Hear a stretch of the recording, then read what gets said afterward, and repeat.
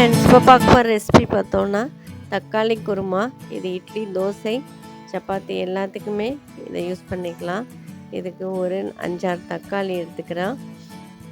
இது சின்ன வெங்காயம் ஒரு 100 கிராம் அளவுக்கு பொடியாக கட் பண்ணி வச்சுருக்கோம். கருவேப்பிலை, அப்புறம் கொத்தமல்லி பொடியாக கட் பண்ணி வச்சுருக்கோம். மிக்ஸி ஜாரில் பெருஞ்சீரகம் ஒரு டேபிள் ஸ்பூன், மிளகு கொஞ்சம், ஜீரகம் ஒரு அரை டேபிள் ஸ்பூன் அளவுக்கு, தேங்காய் ஒரு கைப்பிடி அளவுக்கு எடுத்துட்டு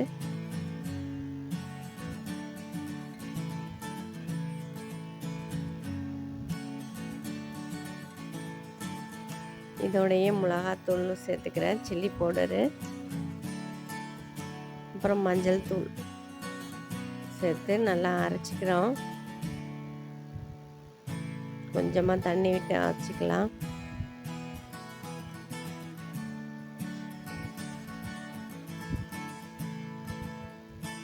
கடாயில் ஒரு 4 டேபிள் ஸ்பூன் ஆயில் விட்டுட்டு கடுகு, உளுத்தம்பருப்பு தாளிச்சிக்கிட்டு இந்த பொடியாக கட் பண்ணி வச்சுருக்கிற சின்ன வெங்காயத்தை போட்டு வதக்கிக்கிறோம். நல்லா கருவேப்பிலை, கொத்தமல்லி எல்லாத்தையும் போட்டுட்டு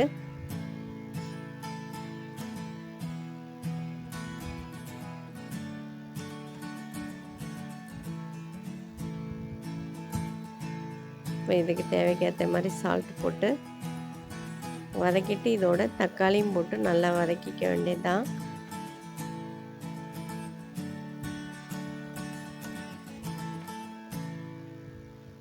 நல்லா பழமான தக்காளியாக இருக்கணும்.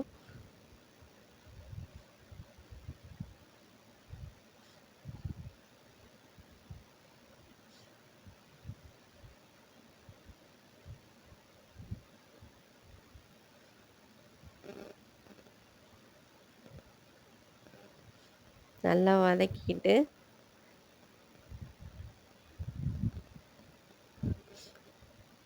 இதை அரைச்சி வச்சிருக்கிற விழுது இது நல்லா வதங்கினதுக்கப்புறம் இதோட சேர்த்துட்டு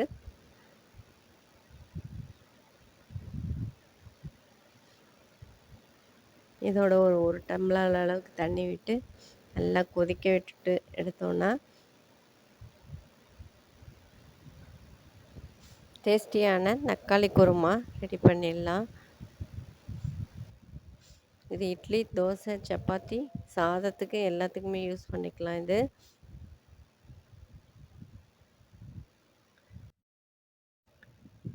டென் டு 15 மினிட்ஸில்